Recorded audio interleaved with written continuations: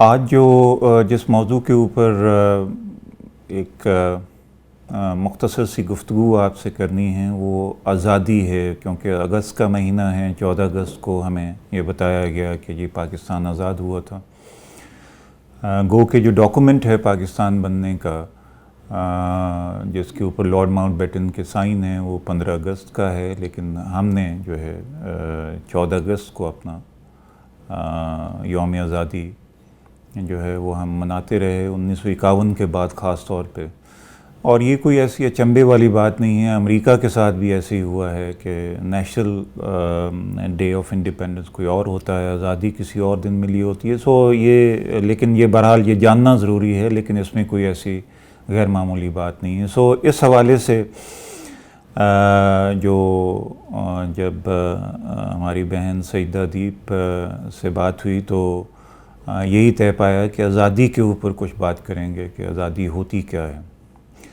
بنیادی طور پہ آزادی جو ہے فکر و عمل میں آپ کی اپنی جو مرضی ہے، آپ کی اپنی جو منشا ہے، آپ کی اپنی جو رضا ہے، اس کے مطابق عمل کرنے کا جو حق ہے، اس کو آزادی کہتے ہیں۔ کہ آپ جو کچھ کرنا چاہتے ہیں، آپ جو کچھ سوچنا چاہتے ہیں، آپ جو کچھ بولنا چاہتے ہیں، وہ سارا کچھ کرنے کی آپ کی مرضی کے مطابق آپ کو کوئی روک ٹوک نہ ہو اور آپ وہ کر سکیں، یہ آزادی ہے۔ اچھا، اب آزادی اگر ڈسکرسو سطح کے اوپر یا علمی حوالے سے اگر آپ اس کو تھیوریٹیکلی دیکھیں، نظری اعتبار سے دیکھیں، تو جو جنرلی ہمیں آزادی کے بارے میں بتایا جاتا ہے پاکستان میں، دوسری تیسری دنیا کے ممالک میں، ایون جو ترقی یافتہ ممالک ہیں ان میں بھی، تو آزادی بنیادی طور پہ ایک اجتماعی تصور کے طور پہ ہمیں کہا جاتا ہے کہ ہمیں آزادی ملی۔ اچھا، اب جب تحریک پاکستان چل رہی تھی یا تحریک آزادی ہندوستان چل رہی تھی، انڈین نیشنل کانگریس اس کی سرخیل تھی، اسی طرح سے آل انڈیا مسلم لیگ یہاں پہ، تو اس میں آپ نوٹ کریں گے کہ اجتماعی حیثیت سے آزادی کو سمجھا گیا، اور اس کی تفہیم جو ہے وہ اجتماعی سطح کے اوپر کہ ایک مسلمانوں کا گروہ ہے جو آزادی چاہتا ہے، ایک ہندوستانی قوم ہے جو کہ آزادی چاہتی ہے۔ اس میں کبھی کسی ڈاکومنٹ، کسی سٹیٹمنٹ یا کسی بیان سے یہ آپ کو سمجھ نہیں آئے گی کہ یہ کبھی فرد کی آزادی کی بھی بات کی گئی یا نہیں کی گئی۔ اور اس حوالے سے اگر بات کو تھوڑا سا آگے چلایا جائے تو آزادی کا پورا جو ڈسکورس ہے، اس کا سارا جو نظریہ ہے، اس میں پھر یہ ہے کہ آزادی ہم کن لوگوں کے لیے آزادی مانگ رہے ہیں۔ ہم اجتماع کے لیے آزادی مانگ رہے ہیں، ہم مردوں کے لیے آزادی مانگ رہے ہیں، ہم جو ہے ایک مڈل کلاس کے لیے آزادی مانگ رہے ہیں یا ایلیٹ کے لیے آزادی مانگ رہے ہیں۔ اور دوسرا یہ ہے کہ آگے مسلمانوں میں بھی زیادہ تر جو ہمارے دوست عنبر بن عباد کہتے ہیں کہ سنی مسلمانوں کے لیے، حالانکہ قائد اعظم خود جو ہیں اہل تشیع سے تعلق رکھتے تھے، لیکن جو اجتماع ہے چونکہ اس کی آزادی کا تصور جو ہے وہ سنی مسلمان میل، سنی مسلمان مرد، ان کے لیے ہم آزادی مانگ رہے تھے۔ اس میں عورتوں کی خال ہمیں جہاں آرا شاہ نواز، فاطمہ جناح، رانا لیاقت علی خان، ان خواتین کا ذکر ملتا ہے۔ اس کے علاوہ بھی اور بھی کچھ خواتین ہیں، سلمہ تصدق حسین ہیں، لیکن یہ ہے کہ جو ٹاپ لیڈرشپ ہے اس میں کوئی مسلمان خاتون جو ہے آپ کو نظر نہیں آتی۔ اسی طرح سے جو فرد کی آزادی جو ہے اس میں پرابلم ہوتا ہے فرد کی آزادی کا ذکر کرنے میں۔ اور اس میں آزادی کا جو اپنا ڈسکورس ہے اس میں بھی مسائل ہیں جن کو سمجھنے کی ضرورت ہے کہ جب اجتماعی آزادی کے ویزاوی آپ فرد کی آزادی کی بات کرتے ہیں تو اس کو سبورسو ایکٹیویٹی سمجھا جاتا ہے کہ یہ تو یار بڑا باغیانہ روش ہے یہ۔ کیونکہ جو تشکیل ذات یا تشکیل شناخت، اس میں کانٹیکسٹ یعنی سیاق و سباق کا بہت عمل دخل ہوتا ہے۔ امید ہے کہ یہ بہت ہی زیادہ ثقیل بات نہیں ہوگی کہ جس کو کہتے ہیں کہ آپ کی آئیڈینٹی اور آپ کا سیلف جو ہے وہ تب تشکیل پاتا ہے جب اس کا کوئی نہ کوئی کانٹیکسٹ ہوتا ہے، کوئی سیاق و سباق ہوتا ہے، اس کا کوئی پرسپیکٹیو ہوتا ہے، اس کا کوئی پس منظر ہوتا ہے۔ پس منظر کے بغیر جو ہے انسان ایک لامعنی یا بے معنی ایک اینٹی بن کے رہ جاتا ہے۔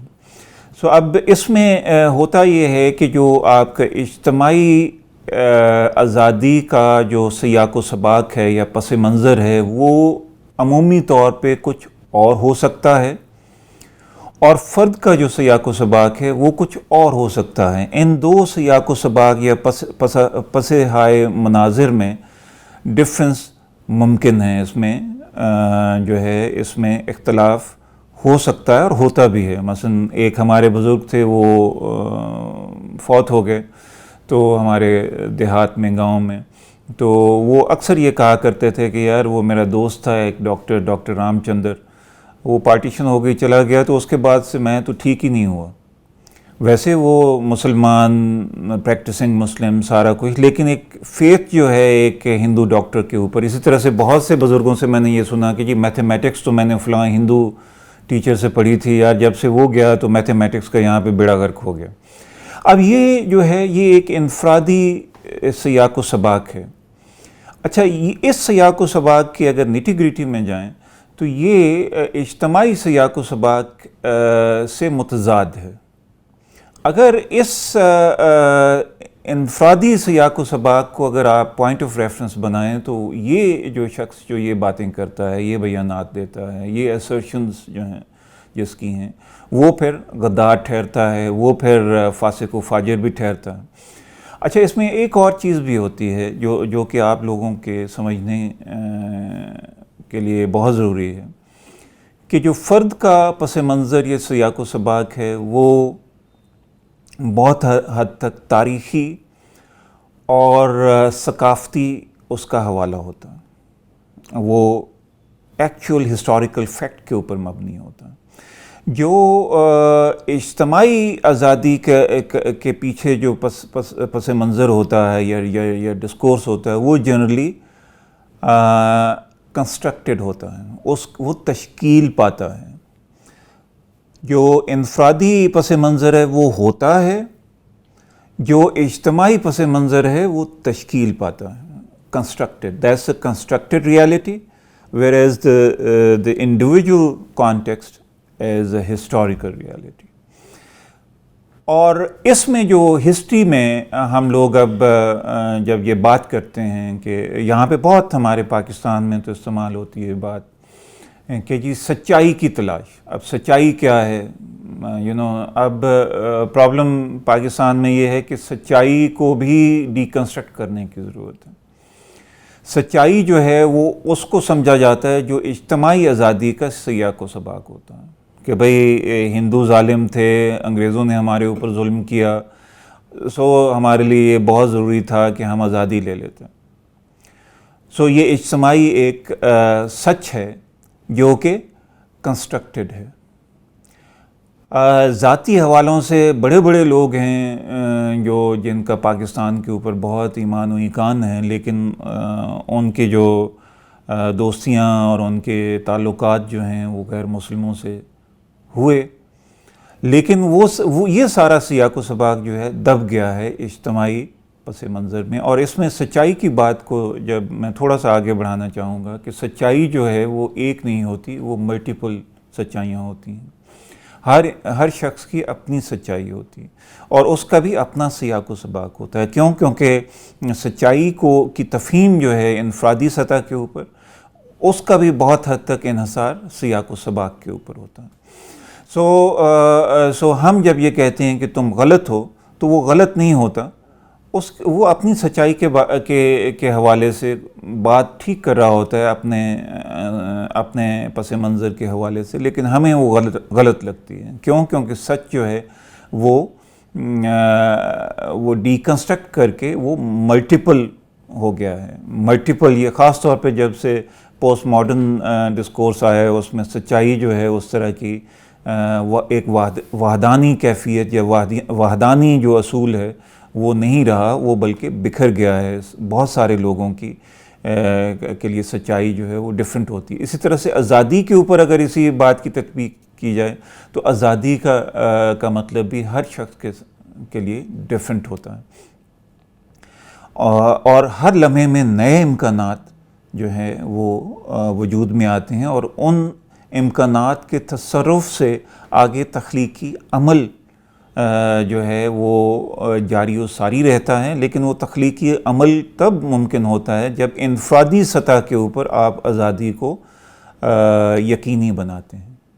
آزادی کیوں ضروری ہے؟ کیونکہ انسان کے اندر جو ایک تخلیق کا مادہ ہے وہ ریلیز تب ہوتا ہے, وہ انلیش تب ہوتا ہے جب اس کو آزادی فکر و عمل آپ عطا کرتے ہیں. کسی بچے کو جتنا روکا ٹوکا جائے اس کی سائیکی اتنی سپریسڈ ہوگی, اتنی ہی دبی ہوئی ہوگی, اور اس کی تخلیقی صلاحیت جو ہے وہ اتنی ہی مسدود ہو کے رہ جائے گی.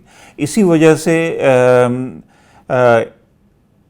وہ معاشرے جہاں پہ کہ تخلیقی عمل آپ کو زیادہ زور و شور سے یا شد و مد سے آپ کو نظر آتا ہے, ان معاشروں میں جو انفرادی آزادی کو یقینی بنایا گیا کسی سطح کے اوپر بھی, ہم یہ کہہ سکتے ہیں کہ ایتھنز کی جو ریاست ہے اس میں سلیوز تھے, اس میں غلام تھے, اس میں چند ایک شہری تھے, لیکن جو شہری تھے ان کو انفرادی سطح کے اوپر ایک آپٹیمم لیول کے اوپر آزادی حاصل تھی. اسی وجہ سے تخلیقی عمل جو ہے, جو بھی چیز آپ, جو بھی نظریہ, جو بھی لفظ, جو بھی فریز اس کی آپ طے میں جاتے ہیں تو وہ یا وہ لاطینی زبان پہ جا کے وہ ختم ہوتی ہے یا یونان کی طرف چلی جاتی ہے.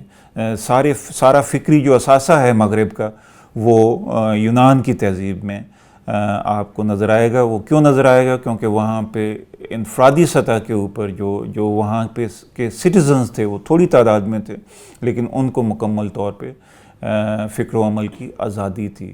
وہ لوگ جو ہیں ڈیموکریسی کے خلاف بات کرتے تھے, بادشاہ کا مذاق اڑاتے تھے, وہ ڈراموں میں بہت حد تک جو ہے وہ تان و تشنیع کے نشتر جو ہیں وہ چلائے جاتے تھے. ارسطوفینیز کے مثلا اگر آپ ڈرامے دیکھیں تو, لیکن یوریپیڈیز کے دیکھیں تو, لیکن یہ ہے کہ کبھی کسی کو اس بات کے اوپر نہیں مارا گیا کہ وہ یہ اپنی آزادی کا استعمال کیوں کرتا ہے. اب یہی بات میں اگلے دن کر رہا تھا تو وہ کچھ لوگ جو ہیں وہ مجھے کہتے تھے کہ جی دیکھیں جی, جب سقراط کو انہوں نے مار دیا تو آپ کا یہ آرگیومنٹ تو بالکل ہی انویلڈ ہو کے رہ گیا, کہ سقراط کو انہوں نے اس وجہ سے مارا تھا کیونکہ وہاں پہ اجتماعی اخلاقیات جو ہے وہ خطرے میں پڑی تھی, اور وہ اس کا جو اپنا جو نظریہ تھا وہ اجتماعی اخلاقی نظام سے ٹکرا گیا تھا, اور اخلاقی نظام کا تعلق جو ہے وہ کسی نہ کسی حد تک موریلٹی کا تعلق جو ہے وہ مذہبی فکر سے ہوتا ہے. سو مذہبی فکر جو ہے وہ اس نے بہت حد تک جو اجتماعی جو آزادی ہے اس کے راہ میں وہ سد راہ بنی رہی ہے. سو ہمارے یہاں پہ بھی یہ جو ایک نظریے کی بات بار بار کی جاتی ہے, نظریے کا ارتقاء اور نظریے کا جو آرٹیکولیشن ہے, اس کا جو بیانیہ ہے وہ اجتماع کا بیانیہ ہے, اور اس میں فرد جو ہے آپ کو گم ہوتا ہوا نظر آتا ہے. پاکستان اور ہوتا یہی, پھر ایک اور جو اس کے اوپر میرے اس بیان کے اوپر جو ایک تنقید ہوتی ہے وہ یہ کہ جی اس سے تو انتشار پیدا ہو جاتا ہے, اس سے طوائف الملوک کی پیدا ہو جاتی ہے, اس سے اینرکی پیدا ہو جاتی ہے. ہر شخص اپنی باندھ کی بولیاں بولے گا تو کہیں پہ بھی کنورجنس نہیں ہو پائے گی, کہیں پہ جو ہے وہ ان کا ملاپ نہیں ہو پائے گا. اور لڑائی ہوگی اور فکری اختلاط نہیں ہو پائے گا. تو اس میں میرا اپنا خیال یہ ہے کہ اگر آپ معاشرے کی تشکیل اس طرح سے کرتے ہیں جو کہ نیچے سے اوپر کی طرف جائے, جیسا کہ ایک پیرامڈ ہوتا ہے, تو یہ بالکل پاسبل ہے کہ آپ انفرادی طور پہ آزادی دیں لوگوں کو, اور وہ اپنے بیانیے کا اظہار کریں, اور یہ بے شمار لوگ جب اپنی بات کریں گے تو ایک بیلنس خود بخود کریٹ ہو جائے گا. بجائے اس کے کہ آپ جبر و تشدد کے ساتھ ایک جو ہے آزادی کا نظریہ ایک بنائیں اور اس کو نافذ کریں. سو اس میں جو ایک بات میں کہنا چاہ رہا ہوں، اور وہ آپ لوگوں کو امید ہے کہ آپ آپس میں بھی بات کریں گے اور میرے ساتھ بھی دوبارہ رابطہ آپ کا ہوگا، کہ جب آزادی اجتماع کی اساس بن جاتی ہے یا اجتماع کے فوڈ میں چلی جاتی ہے تو وہ پھر آزادی نہیں رہتی. اجتماع جو ہے، جو کلیکٹیوٹی جس کو آپ کہتے ہیں، کلیکٹیوٹی جب اپنا آزادی کا نظریہ تشکیل دیتی ہے اور اس کی ترویج ہوتی ہے تو وہ پھر آزادی نہیں ہوتی، وہ ایک طرح سے انٹرسٹ، اجتماع کا انٹرسٹ ہوتا ہے. اور اجتماع کا جنرلی جو انٹرسٹ ہے وہ ہمیشہ اس معاشرے کی ایلیٹ کے مفادات کی غمازی کرتا ہے. سو اس وجہ سے جو سب سے بڑا چیلنج جو انسانی معاشرے کو اب تک رہا ہے وہ یہ کہ اجتماعی آزادی اور انفرادی آزادی جو ہے اس میں کہاں پہ ایک توازن قائم کیا جائے. جو جتنے بھی پولیٹیکل تھیورسٹ میری نظر میں گزرے ہیں اور جتنے بھی بہت ہی عالم فاضل لوگ ہیں، انہوں نے کوشش یہی کی ہے کہ اجتماعی آزادی اور انفرادی آزادی کو کسی طرح سے بیلنس آؤٹ کیا جائے. وہ بیلنسنگ ایکٹ جو ہے وہ ہو نہیں پا رہا. کئی دفعہ جو ہے وہ فرد کی آزادی بالکل ہی قابو سے باہر ہو جاتی ہے لوگوں کے. کئی دفعہ اجتماعی آزادی جو ہے اس کا ڈسکورس اتنا مضبوط ہو جاتا ہے کہ فسطائیت اور نارسیزم پیدا ہو جاتا ہے. اچھا، اس میں ایک اور بھی چیز جو آخر میں کہتا چلوں کہ انفیکٹ جو ریاستی نظام یا جو ایلیٹ ہے آپ کے معاشرے کی، اس کو ڈر کس بات کا ہوتا ہے جس کی وجہ سے انفرادی آزادی سے وہ ڈرتے ہیں. انفرادی آزادی سے تخلیق کا عمل جو ہے وہ آگے جلا پاتا ہے، اور تخلیقی عمل انلیش جب ہوتا ہے تو اس کو وہ ایک سب سے خطرناک صورت ہوتی ہے. اسی وجہ سے تخلیقی عمل کو ریاست بھی کنٹرول کرتی ہے اور معاشرہ بھی کنٹرول کرتا ہے. سو ڈر اس بات کا ہے کہ اگر ہم انفرادی سطح کے اوپر اتنی زیادہ آزادی دے دیں گے تو جو تخلیق کا عمل ہے وہ جب یکدم سے اپنا لڈ کو دھکیل کے تو باہر نکلے گا تو اس کو ہم کنٹرول کیسے کریں گے؟ کیونکہ تخلیقی عمل کو کنٹرول کر کے آپ لوگوں کو کنٹرول کرتے ہیں. جب تخلیق کا عمل جو ہے آپ کے قابو سے باہر آ جاتا ہے تو پھر انقلاب آ جاتا ہے، جیسے انقلاب فرانس تھا یا انڈسٹریل ریولوشن تھا یا بولشوک ریولوشن تھا. سو تب جو ہے تب حالات جو ہیں وہ حالات کا دھارا جو ہے وہ وہ اتنا منظور ہو جاتا ہے کہ وہ انسان کے قابل نہیں رہتا، انسان کے قابو میں نہیں رہتا. اور اسی وجہ سے جو یہ تبدیلی کا عمل ہے وہ جیسے ہمارے مرحوم دوست بلال کہا کرتے تھے کہ تخلیقی عمل تبھی جو قابل قبول ہوتا ہے انسان کے لیے جب وہ انسان کے ذریعے سے ہی آگے بڑھے. تو انسان کے ذریعے سے تبھی آگے بڑھے گا جب اس کے اوپر تھوڑی سی حد اور تھوڑی سی قید آپ لگائیں گے. سو یہ بات جو ہے یہ بہت امپورٹنٹ ہے. اچھا، اب تھوڑی سی میں چونکہ تاریخ کا طالب علم ہوں، تھوڑا سا تاریخ کے حوالے سے اس بات کو میں کرنا چاہوں گا اور پھر اس اپنی نشست کو ختم کرتے ہیں. دیکھیں، جو لوگ یہی کہتے ہیں کہ جی تاریخ کا جو مقصد ہے وہ سچ کی تلاش ہے.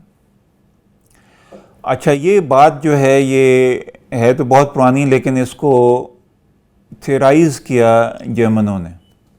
لیوپولڈ وان رانکے پہلا ماڈرن ہسٹورین تھا جس نے یہ تاریخ اور سچ کا جو تعلق ہے اس کو وضع کرنے کی کوشش کی، اس کو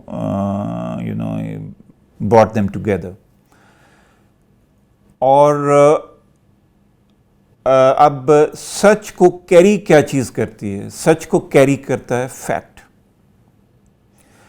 اور فیکٹ آپ کو کہاں سے حاصل ہوتا ہے؟ وہ ڈاکومنٹ سے حاصل ہوتا ہے. ڈاکومنٹ کی تعریف کیا ہے؟ ڈیفینیشن کیا ہے؟ ڈاکومنٹ وہ کاغذ کا ٹکڑا ہوتا ہے جو کہ سرکار کی تحویل میں ہوتا ہے. سو اس کا کیا مطلب ہوا کہ سچ جو ہے وہ اس وقت تک پاسبل نہیں ہوتا اس کا تعین کرنا جب تک کہ ریاست کی مرضی نہ ہو. اسی لیے تو ابھی تک جو ہے وہ ہم لوگ یہ کہتے ہیں کہ بھئی دیکھیں آرکائیوز کو ٹھیک ہونا چاہیے. کیوں؟ کیونکہ آرکائیوز ہی میں مورخ ٹرین ہوتا ہے. آرکائیو جب آپ کی منظم ہی نہیں ہے تو مورخ کو تو ٹریننگ ہی نہیں مل سکتی.